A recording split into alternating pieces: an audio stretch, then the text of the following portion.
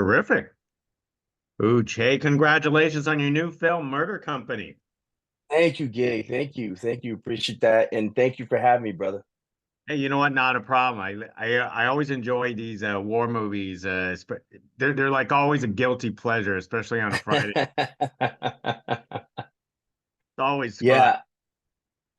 I mean, for me, as an actor, watching my dad was also military, army, and watching the military films as an actor, I always wanted to what it would be like to be in one. I always wanted to be in one. And I thought maybe I would be in maybe one in Iraq or Afghanistan. I never saw myself in a World War II film. But I'm just grateful to have that opportunity and to be a part of a great piece and have a moment in history, that a lot of people don't understand or may not know is that the blacks weren't allowed to fight at first in World War II. They did the, low end jobs, mechanics, cooks, played baseball, you know, did the heavy duty, light duty work around the bases.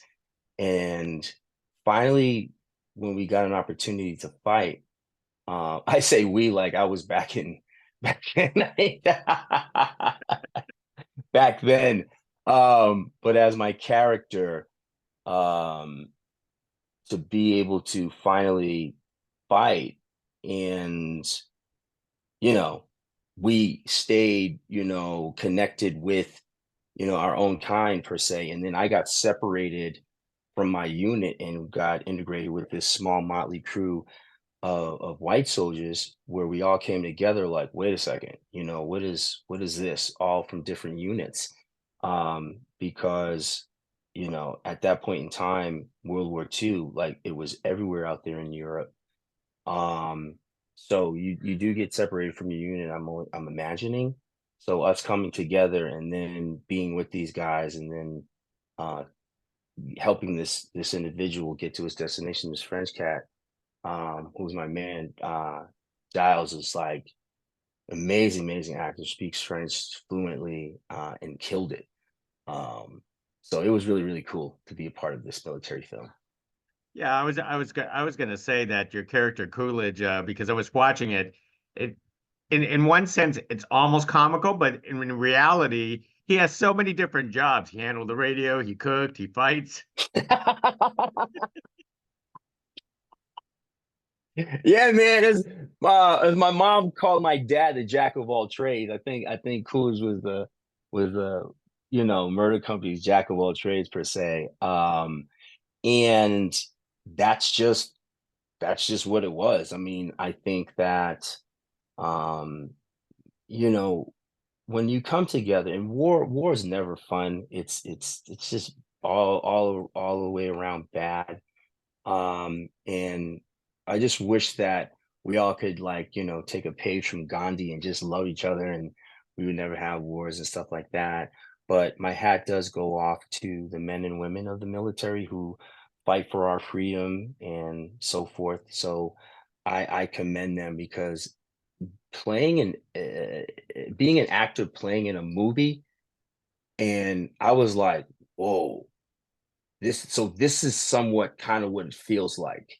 Mm. And we can call cut, Shane can call cut, and or we can go back to our trailers, take a nap where the real soldiers are out there putting in that work. And my best friend, uh Chris Melberg, who's Army Special Forces enlisted, I was talking with him during the film, and he was like, just make sure it's real, it looks real, and it's authentic. Don't be one of those fake guys who's carrying the gun improperly or he doesn't know how to load it and cock it or whatever. So he was giving me some pointers and so forth. But yeah, I love playing Coolidge.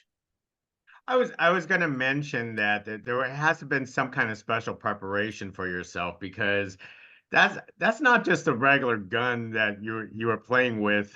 We're talking World War II guns. We're not even talking about modern day guns here. That you really had to work on that. Oh man, so we didn't have the extensive military training and like some of the bigger films, the bigger budgets have, like where they go through a whole military boot camp training for like a month or 3 weeks. We had like I think 4 days to train, and we're training, excuse me, while we're filming because our schedule, I think our schedule was 12 days. 3 weeks, three, four, three. What? Yeah, it was fast. So we had to do training outside of the filming schedule, and we had to learn quick because, you know, and language was a barrier. I think we were taught by Bulgarian special forces. I don't remember their names, but they were great. And one was Bulgarian special forces, and I think one was special for the Mossad special forces, and they were teaching us.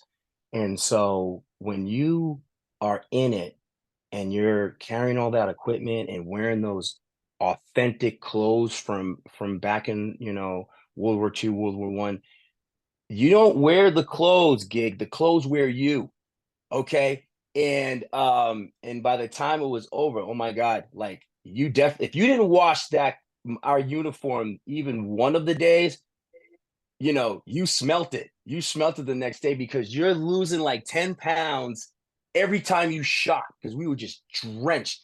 And here's another thing, even within the the the different, shooting in Europe and the different weather changes, it can be really, really cold and you're still sweating from that stuff, wearing all that stuff, because when Shane calls action and you're in it, your mind automatically goes to survival mode. And so now your body is dealing with the weather, the explosions, the gunfire, and just you're looking this helmet and like all these soldiers running around.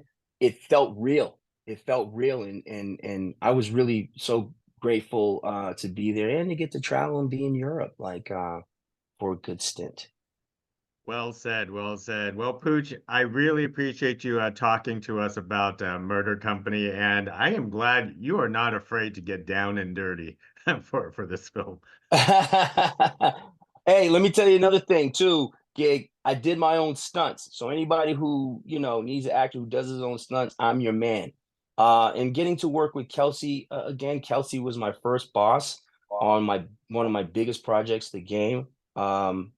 He was my executive producer from the TV show The Game that I did, and getting to work with him, it came full circle. So it was really good to see him again, and I love watching him work. Well, you're wonderful. Thank you very much, Pooch. Appreciate it. Thank you, Gig. You be well.